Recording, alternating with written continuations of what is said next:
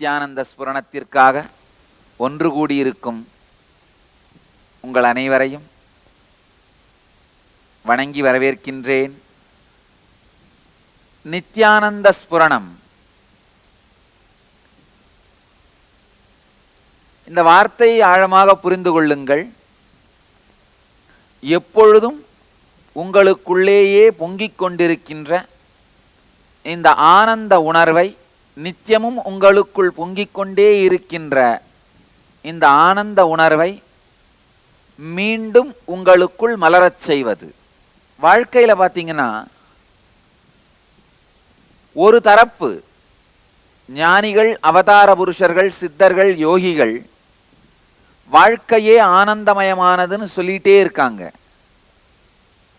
இன்னொரு தரப்பு சாதாரண மனிதர்கள் வாழ்க்கையே துக்கமயமானதுன்னு சொல்லிக்கிட்டே இருக்காங்க. பார்த்தீங்கன்னா, இந்த அவதார புருஷர்கள், ஞானிகளுக்கு எத்தனைதான் துக்கம் கொடுக்கப்பட்டாலும், கல்லால் அடிபட்டாலும், விஷம் கொடுக்கப்பட்டாலும், சிறையிலிடப்பட்டாலும் அவர்கள் வாழ்க்கையை மீண்டும் மீண்டும் ஆனந்தமயமானது என்றே சொல்லுகின்றார்கள். ஆனால் சாதாரண மனிதர்கள் பார்த்தீங்கன்னா, அவர்களுக்கு எந்த பிரச்சனையுமே இல்லைனாலும் கூட, எல்லா விதமான அதர்மங்களையும் அவர்கள் செய்தாலும் கூட அவர்கள் நிம்மதியாக வாழ்வதில்லை. அவர்கள் வாழ்க்கையில் நிம்மதியும் வருவதில்லை, துக்கம் அழிவதில்லை. ஆழமா புரிஞ்சுக்கோங்க. சாதாரண மனிதர்கள் எல்லா அட்டூழியங்களையும் செய்தும் நிம்மதி அடைவதில்லை. ஞானிகள் எத்துணை துக்கம் இழைக்கப்பட்டாலும் அவர்கள் ஆனந்தம் குறைவதில்லை. காரணம் என்ன? மன அமைப்பு. நமக்குள் இருக்கின்ற மன அமைப்பு, சம்ஸ்காரங்கள் தான் உடல் ரீதியாக, மன ரீதியாக, ஆன்ம ரீதியாக நம்முடைய எல்லா துக்கங்களுக்கும் காரணம். இந்த மனப்பதிவுகளை, மன அமைப்புகளை, சம்ஸ்கார பதிவுகளை மாற்றினோமானால் எந்த சூழலிலும் துக்கமில்லாமல் வாழ்வதற்கு நம்மால் முடியும். உடல்ல இருக்கிற வியாதிகளுக்கும் இந்த சம்ஸ்காரங்கள் தான் காரணம். மனசுல இருக்கிற துக்கத்துக்கும் இந்த சம்ஸ்காரங்கள் தான் காரணம். ஆன்மாவில் இருக்கின்ற துயரத்திற்கும் இந்த சம்ஸ்காரங்கள் தான் காரணம். ஆழ்ந்து புரிந்து கொள்ளுங்கள். உடலில் இருக்கும் துக்கத்திற்கும், மனதில் இருக்கும் துக்கத்திற்கும், ஆன்மாவில் இருக்கும் துக்கத்திற்கும் இந்த சம்ஸ்காரங்கள் தான் காரணம். என்ன பதிவுகள். சம்ஸ்காரங்கள்னா என்னன்னு முதல்ல புரிஞ்சுக்கோங்க. தினந்தோறும் புகைப்பிடித்து பழகிவிட்டீர்களானால், மாலை 7 மணிக்கு புகைப்பிடித்து பழகிவிட்டீர்களானால், மாலை 7 மணி ஆச்சுன்னா போதும், உள்ளுக்குள்ள இருந்து கேட்கும் சிகரெட், உள்ள இருந்து மணி அடிச்சிரும். இதுதான் சம்ஸ்காரம்னு சொல்றேன். உங்களுடைய நடைமுறையிலே பழக்க வழக்கமாக மாறுகின்ற எண்ணப்பதிவுகள், அதாவது உங்களுடைய வாழ்க்கைக்கு நேரடியாக அது உதவாது என்று தெரிந்தும், உங்கள் வாழ்க்கைக்கு அது நேரடியாக எந்த விதமான நன்மையும் பயக்காது என்று தெரிந்தும் அதே செயலை மீண்டும் மீண்டும் செய்ய தூண்டுகின்ற எண்ணப்பதிவுகளைத்தான் சம்ஸ்காரங்கள்னு சொல்றோம்.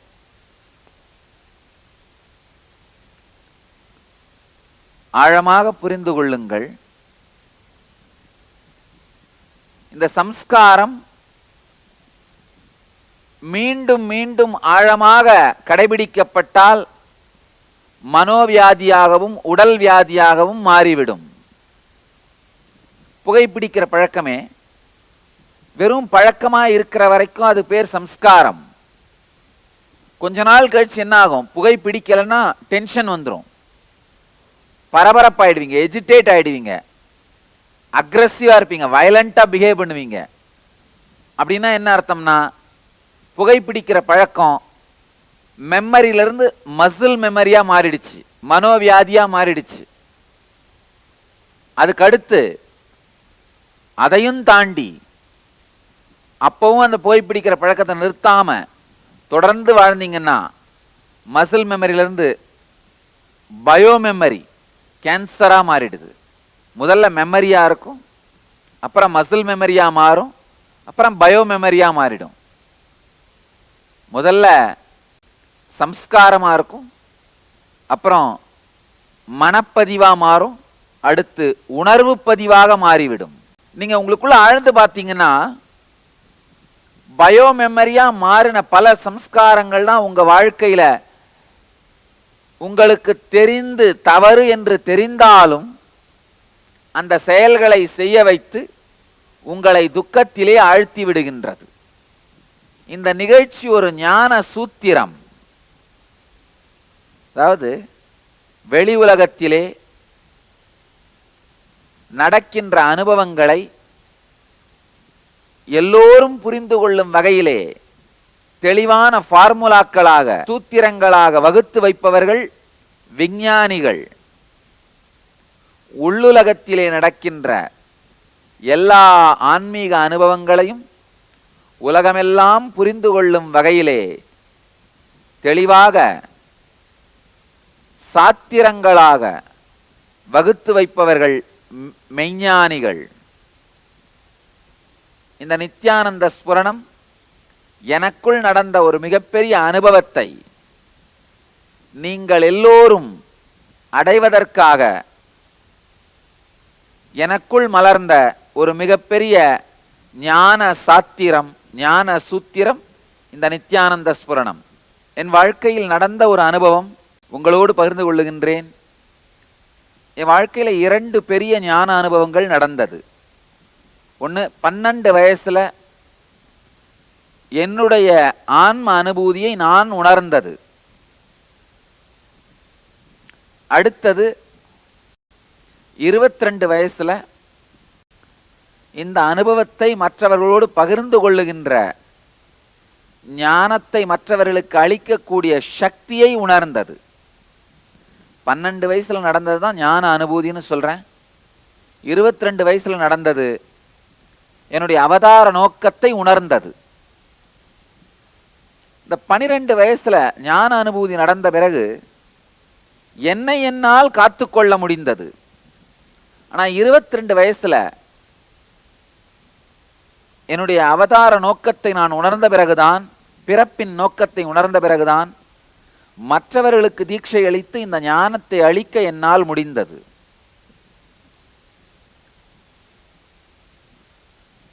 இந்த அவதார நோக்கத்தை 22 வயசுல நடந்த அனுபவம் நடக்கிறதுக்கு முன்னாடி என்னுடைய 21வது வயதில் 1999ல நடந்த ஒரு நிகழ்ச்சி. ஒரு வயதான சாது சந்நியாசி ஒருவரை மருத்துவமனையில் தங்கி இருந்து நான்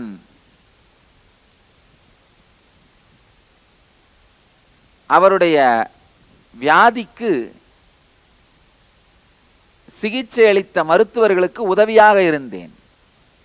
அது கடைசி காலத்தில் அவர் இருந்தார். அதனால அவருக்கு உணவு கொடுத்து கேர் எடுத்துட்டு இருந்தேன். அவருடைய அடிப்படை தேவைகளை பார்த்து கொண்டு உணவு கொடுத்து, அவர் பாத்ரூம் போறதுக்கு உதவி செஞ்சு, துணி மாற்றி உடல் நலத்தை கவனித்துக் கொண்டிருந்தேன். ஒரு நாள் திடீர்னு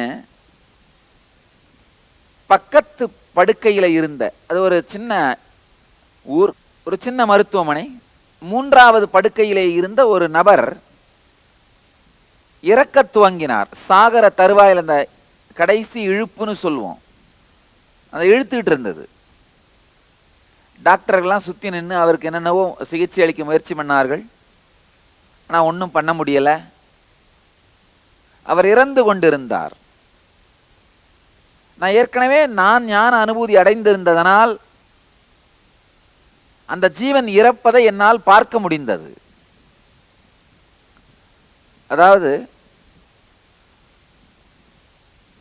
முதல்ல அந்த ஸ்தூல சரீரம் இரத்தத்தாலும் சதையாலும் உங்களுக்கு உருவாக்கி தரப்பட்டிருக்கிற இரத்த சதையாலான சரீரம் அந்த சரீரத்துல அந்த ஆன்மா வெளியில வருது.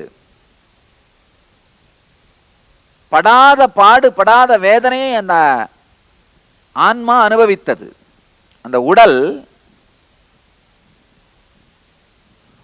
முழுவதும் அந்த தோலை உரிப்பது போல அந்த உடல் வேதனையை அனுபவித்தது.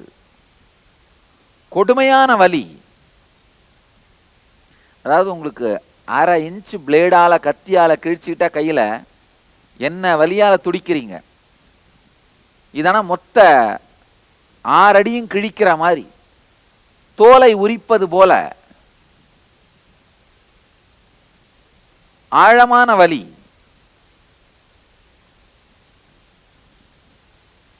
அந்த ஜீவன் படுகின்ற வேதனையை பார்த்து என்னால் தாங்க முடியவில்லை. என்னால் எந்த உதவியும் பண்ண முடியல. ஏன்னா என்னால் என்னை காத்துக் கொள்ளுகின்ற அளவுக்குத்தான் ஞானம் அடைந்திருந்தேனே தவிர அந்த ஜீவனை காப்பாற்றுகின்ற அளவுக்கு சக்தி கிடையாது.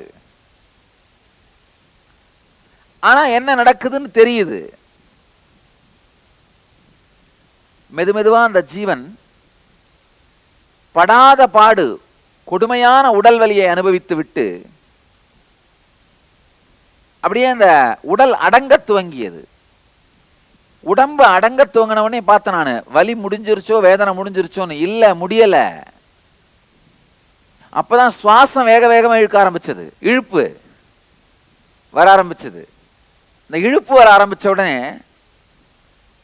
அந்த மனசுக்குள்ள நான் பார்த்தேன், அந்த ஜீவன் இறந்து கொண்டிருக்கின்ற அந்த ஜீவனோட மனசுக்குள்ள எல்லா விதமான பழைய ஆசைகளும் வெளிப்பட துவங்கியது, உயிர்த்து கொள்ள துவங்கியது. கொடுமையான துக்கம், கொடுமையான வேதனை. அதாவது அந்த ஜீவன் தன் வாழ்க்கையை முழுமையாக அனுபவிக்காமல் விட்டிருந்த எல்லா ஆசைகளும் மேல் வந்து அந்த ஆசைகளாலே அலைக்கழிக்கப்படுவதை பார்த்தேன். ஒரு ஜிலேபி சாப்பிடணும்னு ஆசை இருந்தது, ஆனா அதை அனுபவிக்கல முழுசா. அந்த ஆசை மேல வருது. ஏதோ ஒரு சில சுகங்களை அடைய வேண்டும் நினைச்சிருந்தார், ஆனா அவைகளை அடைந்து முடியவில்லை. அந்த ஆசைகள் மேல வருது. பல்வேறு விதமான ஆசைகள் மேல வந்து படாத பாடுபடுத்தியது. அதுக்கு அடுத்தது மெதுமெதுவா சுவாசம் அடங்கிடுச்சு அந்த ஜீவனுக்கு. ஆனா மனம் அடங்கல. முதல்ல உடல் அடங்குச்சு, சுவாசம் அடங்கல. அடுத்தது சுவாசம் அடங்குச்சு, மனம் அடங்கல. மனதுக்குள்ளே படாத பாடு, எல்லா விதமான குற்ற உணர்ச்சிகள். யார் யாரையெல்லாம் ஏமாத்தனமோ, வஞ்சனை பண்ணமோ, தப்பு பண்ணமோ, திருடினமோ. இந்த ஜீவனும் பார்த்தீங்கன்னா இந்த மாதிரி வாழ்க்கையிலே செய்த எல்லா துக்கங்களாலும், மற்றவர்களுக்கு கொடுத்த துயரங்களாலும், குற்ற உணர்விலே புழுங்கி புழுங்கி, அதுதான் உண்மையான நரகம்னு சொல்றது. இப்ப நான் சொல்லிட்டு இருந்த அந்த நடந்த நிகழ்ச்சியில வர்ற அந்த ஜீவன் தான் செய்து கொண்டிருந்த செய்த எல்லா துக்கங்களையும் நினைந்து குற்ற உணர்விலே அழுந்தி நரகத்திலே விழுந்தது. அதுக்கடுத்து குற்ற உணர்வுக்கு அப்பாற்பட்ட வேதனைகள், உணர்ச்சி கொந்தளிப்பு. அந்த உணர்ச்சி கொந்தளிப்பை தான் நம்ம புராணங்கள்ல சொல்வார்கள். தப்பு பண்ணாதப்பா, மேலோகத்துல போனீங்கன்னா எண்ணெய் குப்பரையில விட்டு காய்ச்சுவார்கள்னு. அங்க எங்கேயும் மேலோகத்துல எண்ணெய் குப்பரை வச்சுட்டு 2 பேர் கொம்போட நின்றுட்டு இருக்காங்கன்னு நினைக்காதீங்க. அந்த மாதிரி கொடூரமான ராட்சசர்கள்லாம் பூமிக்கு இறங்கி வந்துட்டாங்க ஏற்கனவே. அந்த இடத்துல யாரும் இல்லை. உண்மையில எண்ணெய் குப்பரைன்னா என்னன்னா, அவர்களாகவே அவர்கள் செய்த குற்ற செயலுக்காக உணர்ச்சி கொந்தளிப்பிலே மூழ்கி அழிவது. அதுதான் எண்ணெய் கொப்பரை. இது போன்று அந்த ஜீவன் ஒவ்வொரு சம்ஸ்கார பதிவிலும் படாத பாடுகளை, துக்கத்தை பட்டு இறுதியில் ஒரு இழியான கீழ்நிலையான ஒரு மனித பிறவியை எடுத்தது. இது எல்லாத்தையும் பார்த்துட்டே இருந்தேன் நான். என்னடா மரணம் இவ்வளவு துக்கமானதா, மரணம் இவ்வளவு கொடுமையானதா அப்படின்னு நினைச்சிட்டே இருந்தேன். ஆனா அடுத்த 2 நாளைக்கு என்னால சாப்பிட முடியல. காரணம் என்னன்னா, ரோட்ல ஒரு ஆக்சிடென்ட்டை பார்த்தீங்கன்னா உங்களால சாப்பிட முடியுமா? அதுக்கப்புறம் சாப்பிடும் போதுதான் அதே நினைவு வரும், சாப்பிட முடியாது. அதே போல்தான் அடுத்த 2 நாள் என்னால் சாப்பிட முடியல. கடைசியா ஒரு வழியா நான் யார் எந்த சாமியை சாதுவை கேர் எடுத்துட்டு இருந்தனோ அவர் நல்லா ஆயிட்டாரு. அந்த ஹாஸ்பிட்டல் விட்டு நான் வந்துட்டேன். பிறகு 1 ஆண்டுக்கு பிறகு எனக்கு மற்றவர்களுக்கும் ஞானத்தை அளிக்கின்ற அந்த அவதார சக்தி வந்தது, மலர்ந்தது. என்னுடைய வாழ்க்கையின் நோக்கம் எனக்கு புரிபட்டது. அந்த புரிதலோடு சேர்ந்து மிகப்பெரிய சக்தியும் எனக்குள்ள இறங்கியது. பிறகு 2003 தியான பீடம் என்ற இயக்கத்தை துவங்கினேன். 2003 ஒரு பக்தரை ஹீல் பண்றதுக்காக, தியான சிகிச்சை அளிப்பதற்காக பெங்களூர்ல ஆஸ்பத்திரிக்கு போயிருந்தேன். அந்த ஹாஸ்பிட்டல்ல அந்த பக்தரை நான் கவனிக்கும் பொழுதே, அங்க நான் இருக்கும் பொழுதே, அந்த இடத்திலே 3வது படுக்கையில் இருந்த இன்னொரு நபர் இறக்க துவங்கினார். அவர் இறக்க ஆரம்பிக்கிறத பார்த்த உடனே நான் அந்த இடத்தை விட்டு போயிடணும்னு நினைச்சேன். அப்பா, இன்னொரு மரணத்தை நம்மால் காணுகின்ற அளவிற்கு நமக்கு மனதுக்கு சக்தி இல்லை அப்படின்னு அங்கிருந்து போயிடலான்னு நினைச்சேன். ஆனா அந்த மரணம், பெங்களூர்ல நடந்த மரணம் ரொம்ப இனிமையா, அந்த நபர் இறந்தவர் எந்த விதமான துக்கமும் இல்லாமல் வெண்ணையிலே கத்தி இழைவது போல அழகா அவருடைய ஜீவன் உடலை விட்டு வெளியேறியது. இதை பார்த்ததும் எனக்கு படு ஆச்சரியம். என்னப்பா இது, இவர் இவ்வளவு அமைதியா நிம்மதியா சாகிறாரே. அதாவது இராணுவ அணிவகுப்பை போல அவருடைய சம்ஸ்காரங்கள் எல்லாம் அணிவகுத்து சல்யூட் பண்ணி அவருக்கு மரியாதை பண்ணுது. அவர் எந்த விதமான துக்கமும் இல்லாமல் அப்படியே அந்த சம்ஸ்காரங்களை தாண்டி கடந்து பிரபஞ்ச சக்தியிலே கரைகின்றார், ஜீவன் முக்தி அடைகின்றார். முதல்ல பார்த்த மரணம், அதாவது காசியாபாத்ல நான் பார்த்த மரணம், ஒரு கால்பந்தை எப்படி 100கணக்கான வீரர்கள் எட்டி உதைக்கிறார்களோ அதுபோல அந்த ஆன்மாவை எல்லா சம்ஸ்காரங்களும் எட்டி உதைத்தன. ஆனா இங்க 2வது மரணமோ வெண்ணையிலே கத்தி இயங்குவது போல எந்த விதமான துக்கமுமே இல்லாமல், எந்த விதமான துயரமுமே இல்லாமல் மிக இனிமையாக இந்த ஜீவன் வெளியேறி கொண்டிருந்தது. 2 மரணத்திற்கும் என்ன வித்தியாசம்? ஏன் முதல் மரணத்தில் அந்த ஜீவன் அவ்வளவு துக்கம் அடைய வேண்டும், 2வது மரணத்தில் இந்த ஜீவன் இவ்வளவு இனிமையாக மரணம் அடைய வேண்டும்? யோசிக்க துவங்கினேன். இந்த 2வது மரணம் அடைந்தவரை அவருடைய குடும்பத்தை பார்த்து விசாரிச்சேன். இவர் பெரிய ஞானியா, நிறைய தியானம் பண்ணுவாரா, ஏன் இவருக்கு மட்டும் இந்த மாதிரி வலி இல்லாம நிம்மதியான மரணம் வந்தது? அவங்க சொன்னாங்க, இல்ல சாமி, இவர் தியானம் எல்லாம் பண்ண மாட்டார், இவர் நாத்திகவாதி, இவருக்கு 2 மனைவி 3 பிசினஸ், அவ்வளவுதான் இவர் வாழ்க்கை, தியானம் எல்லாம் பண்றவர் இல்ல. நான் கேட்டேன், ஏதாவது ஒரு பெரிய ஞானிக்கு இவர் சீடரா இருந்தாரா? அந்த ஞானியினுடைய அபயம் பாதுகாப்பு இருக்கா? அதெல்லாம் ஒன்றும் கிடையாது சாமி, கோயிலுக்கே போக மாட்டாரு, குருகிட்ட எங்க போவார் இவரு? கோயிலுக்கு போறது ஈஸி, குருகிட்ட போறது தான் கஷ்டம். ஏன்னா கோயில்ல இருக்கிற சாமி உங்களை ஒழுங்காயிருன்னு வழி நடத்துறதில்ல, சாமிக்கும் சேர்த்து நீங்களே பேசிட்டு வந்துடுறீங்க. கோயில போய் என்ன பண்றீங்க? கடவுளே காப்பாத்துன்னு சொல்லிட்டு உங்க சைடுக்கு நீங்க பேசிட்டு கடவுள் சைடுக்கு நீங்களே பேசிப்பீங்க. ஆகட்டும் மகனே, உன்னை நான் பார்த்துக் கொள்கிறேன், எல்லாவற்றிலும் நானே உனக்கு உறுதுணையாக இருப்பேன், தைரியமாக இருப்போ. சாமிக்கும் சேர்த்து நீங்களே பேசிட்டு வந்துடுறீங்க. ஆனா குரு அப்படி இல்ல, ஒழுங்காயிருன்னு சொல்லுவாரு. கோயில் சொத்தை திருடினாலும் கடவுள் கேட்கறது இல்ல, குரு சொத்தை திருடினா கேட்பாரு. அப்பனே, திருட்டு சொத்து ஆகாது, வாழ்க்கை அழிந்துவிடும். முக்கியமான சத்தியங்களை புரிந்து கொள்ள வேண்டும். கோயிலுக்கு போறது ஈஸி, குரு கிட்ட போறது கஷ்டம். காரணம் என்னன்னா, குரு உங்கள் அகங்காரத்தை அழிப்பார், ஞானியாக மாற்றுவார். அப்ப கொஞ்சம் வலிக்கும். ஆனா கோயிலுக்கு போனா உங்க அகங்காரத்தை வளர்த்துக்கலாம். என்ன பண்ணலாம்? அங்கேயும் உங்களுடைய பந்தாவை காட்டலாம். எங்க போனாலும் தன்னுடைய பந்தாவை காட்டுறதுக்காக மதத்தை உபயோகப்படுத்திக் கொள்வது, தங்களுடைய அகங்காரத்தை வளர்ப்பதற்காக மதத்தை உபயோகப்படுத்திக் கொள்வது. குரு கிட்ட போறது ரொம்ப கஷ்டம். ஏன்னா குரு நம்முடைய அகங்காரத்தை அழிப்பார். அப்ப நமக்கு வலிக்கும் போது என்ன பண்றது? குருவை குறை சொல்ல துவங்குவது. இந்த மனிதர் குருவிடமும் சென்றதில்லை, கோயிலுக்கும் சென்றதில்லை. எனக்கு ஆச்சரியம், எப்படி இவருக்கு இந்த நிம்மதியான மரணம் வந்தது? ஆழ்ந்து யோசித்த பொழுது, தியானித்த பொழுது எனக்குள் அந்த விடை ஆன்ம அனுபூதியாக மலர்ந்தது. அந்த உண்மை என்னன்னா, இந்த இரண்டாவது மரணத்தின் போது நான் அவதார புருஷனாக மாறிவிட்டிருந்தேன். ஒரு அவதார புருஷனின் சாநித்தியத்திலே நிகழ்கின்ற மரணம் இயற்கையிலேயே துக்கமில்லாமல் இனிமையாகத்தான் நிகழ்ந்தேற வேண்டும். இரண்டாவது மரணம் அமைதியாக நிகழ்ந்ததற்கு காரணம், இனிமையாக நிகழ்ந்ததற்கு காரணம், துக்கமில்லாமல் நிகழ்ந்ததற்கு காரணம் என்னுடைய சாநித்தியம் என்பதை மிக தெளிவாக தியானத்தில் அனுபூதியாக உணர்ந்து கொண்டேன். ஆழமா புரிஞ்சுக்கோங்க.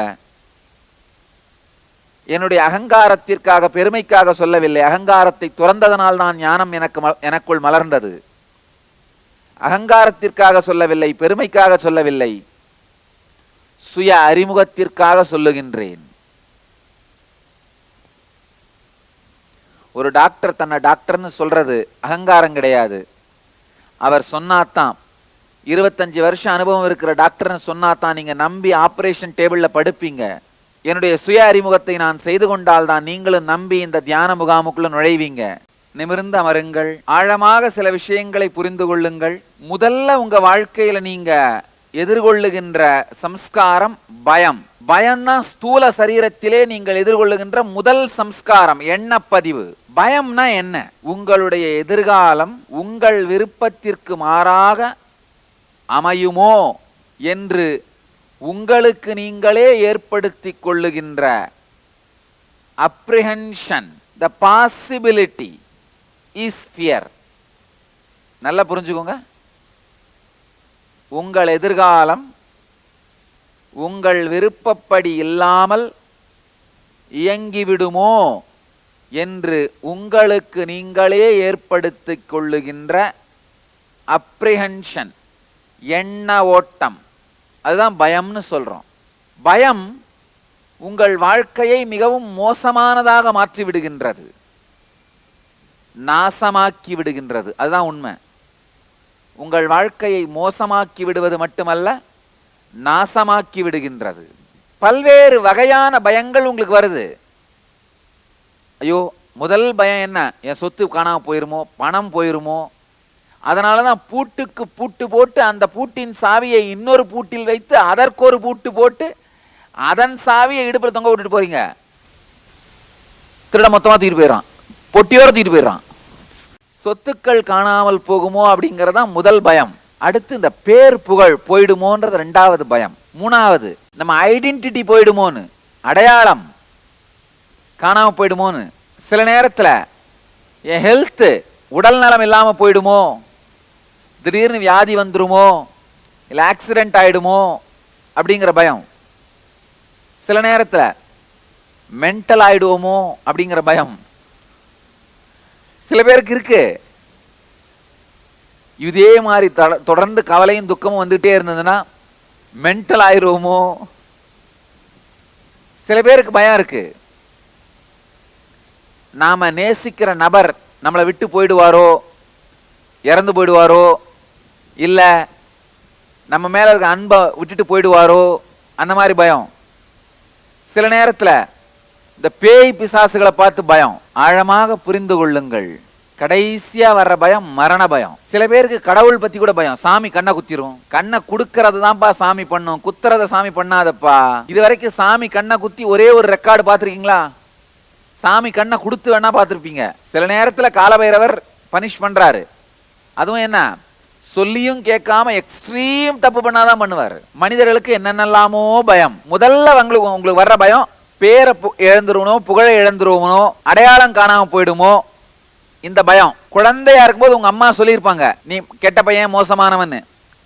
அதுல உங்க பயம் ஆரம்பிச்சிருக்கும். அதுல இருந்து அது சம்பந்தப்பட்ட எல்லா சம்ஸ்காரத்தையும் எழுதுங்க.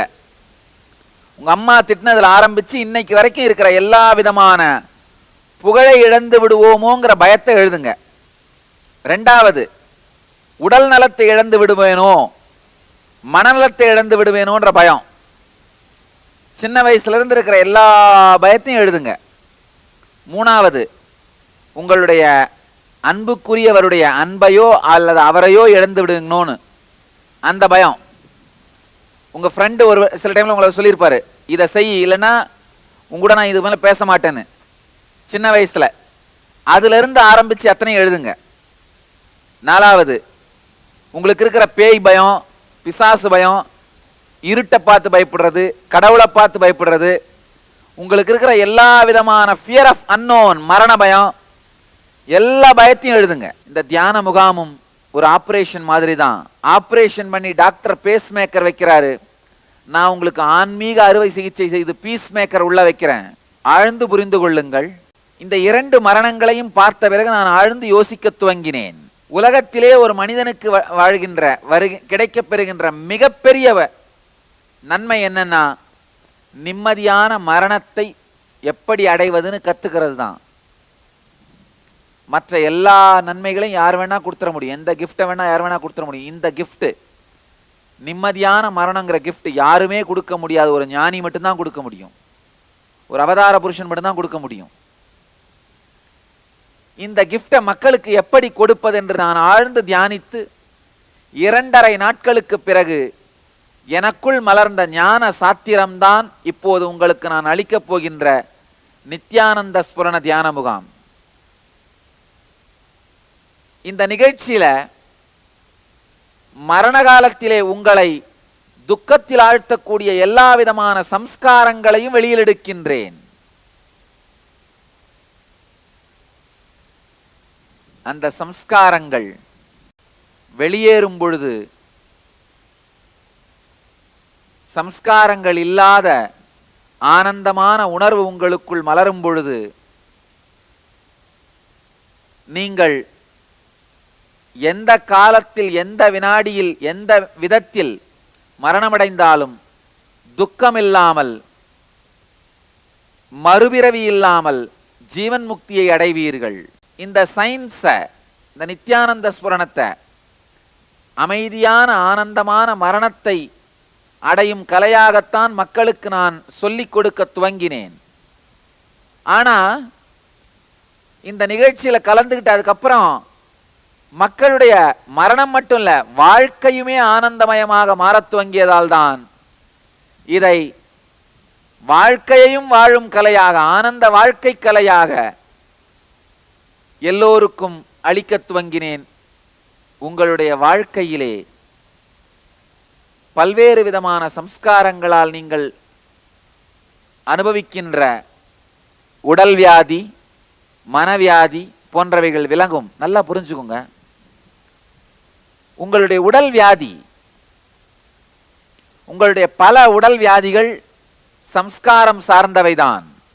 உதாரணம் சொல்லணும்னா, சின்ன வயசுல உங்க அம்மா, உங்களுடைய தாயார், அப்பா மழையில போகாத, ஜலதோஷம் பிடிச்சிரும் அப்படின்னு சொல்லி சொல்லி வளர்த்தாங்கன்னா, 50 வயசாகி உங்களுடைய நோய் எதிர்ப்பு சக்தி முழுமையா உருவான பிறகு கூட மழையில போக வேண்டாம், மழையை பார்த்தீங்கன்னா ஜன்னல் வழியா பார்த்தாலே இங்க ஹச் தும்ம ஆரம்பிச்சிருவீங்க. காரணம் சம்ஸ்காரம். அதே மாதிரி மனம், யாராவது ஒருவர் வெள்ளை உடையோடு உங்களை துக்கத்திலே ஆழ்த்தி இருந்தால், திட்டி இருந்தால், வெள்ளை கலர் ட்ரெஸ் போட்டவங்களை பார்க்கும் போதெல்லாம் அந்த துக்கம் நினைவுக்கு வரும். சம்ஸ்காரம். உங்களுடைய உடல் நலத்தையும் மனநலத்தையும் கெடுக்கின்ற, துக்கத்தை அளிக்கின்ற பல்வேறு சம்ஸ்காரங்களையும் வெளியிலெடுத்து உங்கள் வாழ்க்கையையே ஆனந்தமயமாக மாற்றுகின்ற நிகழ்ச்சிதான் இந்த 4 நாள் நித்யானந்த ஸ்புரண முகாம், தியான முகாம். இந்த செஷன் மரணம், மரண பயம் இதை சார்ந்தது. முதல்ல ஆழமா புரிஞ்சுக்கோங்க. மரண பயத்தையும் மரணத்தையும் கண்டு நீங்க பயந்து ஓட ஓட அது உங்களை விரட்டிக்கிட்டே இருக்கும். உங்க நிழல் மாதிரி பின்தொடர்ந்து விரட்டும். ஆனா நீங்க எப்போ அதை எதிர்கொள்றீங்களோ அது உடனடியாக உங்களுக்கு வரம் தருகிற கடவுளாவும் ஞானம் தருகிற குருவாவும் மாறி உங்க வாழ்க்கையே மாத்திரும். ஆழமா புரிஞ்சுக்கோங்க. பயந்து ஓடினா விரட்டுற நிழல் மாதிரி வரும். எதிர்த்து அதை எதிர்கொண்டீர்களானால், பயத்தையும் மரண பயத்தையும் எதிர்கொண்டீர்களானால் உங்கள் வாழ்க்கையே ஞானத்தாலே மலர வைத்து ஒரு புதுமைத்தன்மையை அளித்துவிடும். உண்மையில மரணம்னா என்ன? பெரிய பிரச்சனை என்னன்னா, நமக்கு மரணம்னா என்னன்னே சரியான கருத்து இருக்கிறது இல்ல. முதல்ல சின்ன வயசுல நான் ஃபேஸ் பண்ண மரணம், என்னுடைய அண்ணன் இறந்து விட்டான். பெரியப்பா மகன் அண்ணன் இறந்து விட்டான். நான் என் வீட்டில் இருந்த எல்லார்ட்டையும் கேட்குறேன், என்ன ஆச்சு அவனுக்கு, எங்க போயிட்டான்? ஏன்னா அவன் என்னுடைய நெருக்கமான நண்பன். அவன் வாய் பேச முடியாத ஊமை மற்றும் செவிடு. வீட்டில் எல்லா குழந்தைங்களும் ஒன்னா விளையாடுவாங்க. நான் விளையாட போக மாட்டேன், பூஜை பண்ணிட்டே இருப்பேன். இந்த குழந்தைய என்னுடைய அண்ணனை சேர்த்துக்க மாட்டாங்க விளையாட்டுல மற்ற குழந்தைங்களாம். அதனால எனக்கு கூட அசிஸ்டண்டா இருப்பான். அவன் இறந்த உடனே அவன் ஒரு விபத்துல கிணற்றில் விழுந்து இறந்து விட்டான். இறந்த உடனே எல்லாத்தையும் கேட்டேன், என்ன ஆச்சு இவனுக்கு, எங்க போனான்னு. அவங்க எல்லாம் சொன்னாங்க, சாமி கிட்ட போயிட்டான். நானும் சரின்னு விட்டுட்டேன். வருடம் நான் சபரிமலைக்கு போற வழக்கம் உண்டு. சபரிமலையில ஐயப்பனை நாம சாமின்னு சொல்லுவோம் தமிழ்ல. நான் அந்த வருஷம் சபரிமலைக்கு போகும்போது கேட்கிறேன் எல்லாத்தையும், நம்ம அண்ணன் அங்க இருப்பான், நான் அழைச்சிட்டு வந்துடுறேன் அப்படின்னு. அப்ப என் பாட்டி சொன்னாங்க, இல்லப்பா நீ சபரிமலைக்கு போற, ஆனா அவன் மேல இருக்கிற சாமி கிட்ட போயிட்டான், உன்னால அழைச்சிட்டு வர முடியாதுன்னு சொன்னாங்க. எனக்கு மரணம்னா இதுதான் முதல்ல சொல்லப்பட்ட செய்தி. ஆனா நல்ல வேளையா நானே பல்வேறு ஆராய்ச்சிகளை பண்ணி அனுபவ ரீதியாக மரணம்னா என்னன்னு தெரிஞ்சுக்கிட்டேன். ஆனா உங்கள பெரும்பாலானவர்கள் கருத்து ரீதியாக, அனுபவ ரீதியாக, ஞான ரீதியாக, உண்மை ரீதியாக வளருவதே இல்லை. எனக்கு 11 வயசுல சொல்லப்பட்ட கருத்துக்களை நான் அப்படியே பிடிச்சி வச்சுட்டு அதை தாண்டி வளராமலே இருந்தேன்னா என்னுடைய ஆன்ம வளர்ச்சி 11 வயசோட முடிஞ்சிருச்சு. நல்ல வேளையா அடுத்தடுத்து வளர்ந்த அந்த உண்மையை கண்டறிந்ததனால் உடலோடு சேர்ந்து ஆன்மாவும் வளர்ந்தது. உங்கள பல பேர் பாத்தீங்கன்னா இந்த மாதிரி சின்ன வயசுல சொல்லப்பட்ட கருத்துக்களை தாண்டி யோசிக்காமல் உடல் மட்டும் வளர்ந்து ஆன்மா வளராமல் இருப்பதால் தான் பயத்தாலேயே வாழ்க்கையை வீணாக்கி கொண்டிருக்கிறீர்கள். இப்போ உண்மையிலே மரணம்னா என்னன்னு புரிஞ்சுப்போம். உங்களுக்குள்ள உயிர் சக்தி ஒன்று இருக்கு. அது உடலை ஒதுக்கிவிட்டு அதுக்கடுத்து உங்களுடைய பிராணனை துறந்து விட்டு, மனதை துறந்து விட்டு, உங்க உணர்ச்சிகளை துறந்து விட்டு, உங்கள் ஆன்மா, உங்கள் வாழ்க்கைக்கு காரணமான எல்லாவற்றையும் துறந்து விட்டு அடுத்த ஜென்மத்தை நோக்கி செல்வதுதான் மரணம். நீங்க என்னெல்லாம் மரணத்தை பத்தி தெரிஞ்சு வச்சிருக்கீங்க, எப்படியெல்லாம் பயந்துட்டு இருக்கீங்க, இதுல உண்மை என்ன என்கின்ற சுய பரிசோதனை செயலுக்குள் இறங்குவோம். மரண பயம் உங்களுக்கு எப்படிலாம் இருக்கு, மரணம்னா என்ன நினைக்கிறீங்க, இது எல்லாவற்றிற்குள்ளும் ஆழ்ந்து மூழ்கி அதை பற்றியெல்லாம் முழுமையாக எழுதுங்கள். எழுதி முடித்ததும் நாம் நேரடியாக மரண அனுபவத்திற்குள் இன்று நுழைவோம். இப்ப ஆழ்ந்து கவனிங்க. நீங்கள் குழந்தையாக இருந்தபோது மரணம் என்றால் என்னவென்றே என்று தெரியாத பருவத்தில் முதன்முறையாக மரணம் பற்றி நீங்கள் தெரிந்து கொண்ட கருத்து என்ன? நீங்கள் இந்த நம்பிக்கைகளை உங்கள் ஆசிரியரிடமிருந்தும் உறவினர்களிடமிருந்தும் உள்வாங்கி இருப்பீர்கள். நீங்கள் வழிபடும் கோயில் அல்லது சர்ச்சில் நம்பப்படும் நம்பிக்கைகளையும் நீங்கள் உள்வாங்கி வைத்திருக்கலாம், அதையும் எழுதுங்கள். மரணத்தை பற்றி உங்களுடைய எல்லா கருத்துக்களையும் நம்பிக்கைகளையும் எழுதுங்கள். உங்கள் வாழ்வில் நீங்கள் முதல் முறையாக சந்தித்த மரண நிகழ்ச்சியையும் அதில் கலந்து கொண்ட பொழுது உங்களுக்கு நிகழ்ந்த அனுபவங்கள் அனைத்தையும் விரிவாக எழுதுங்கள். மூணாவது, உங்களுடைய நெருங்கிய உறவினர் மரணமடைந்த பொழுது அந்த மரணத்தை நீங்கள் எப்படி எதிர்கொண்டீர்கள்? அந்த மரணம் உங்களுக்கு என்ன அனுபவத்தை தந்தது? அந்த அனுபவத்தை மீண்டும் ஒரு முறை வாழுங்கள். விரிவாகவும் தெளிவாகவும் அந்த அனுபவத்தை விளக்குங்கள். உங்கள் வாழ்வில் ஒவ்வொரு முறையும் ஒவ்வொரு உறவையும் ஆழமாக ஆராய்ந்து பாருங்கள். யார் ஒருவரை இவர் ஒரு நாள் இறந்து போய்விடுவார் என்று கூட நீங்கள் யாரை பற்றி நீங்கள் நினைத்து பார்க்க விரும்ப மாட்டீர்களோ அவர்களின் பெயர்களை பட்டியலிடுங்கள்.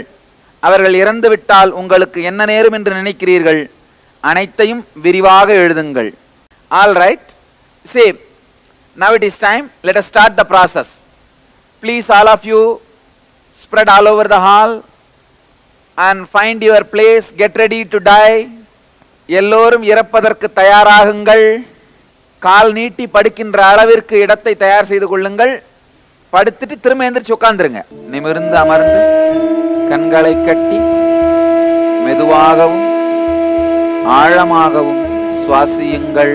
உங்கள் கைகளை உங்களுடைய தொப்புளுக்கு கீழே சுவாதிஷ்டானத்தில் வைத்துக் கொள்ளுங்கள். உங்கள் தொப்புளுக்கு 2 அங்குலம் கீழே இருக்கின்ற சுவாதிஷ்டானத்தில் உங்கள் கைகளை வைத்துக் கொள்ளுங்கள். நிமிர்ந்து அமர்ந்து ஆழ்ந்து சுவாசியுங்கள். பயங்கள் அனைவரையும் எதிர்கொள்ள தயாராகி விடுங்கள். எதிர்கொள்ளுங்கள்.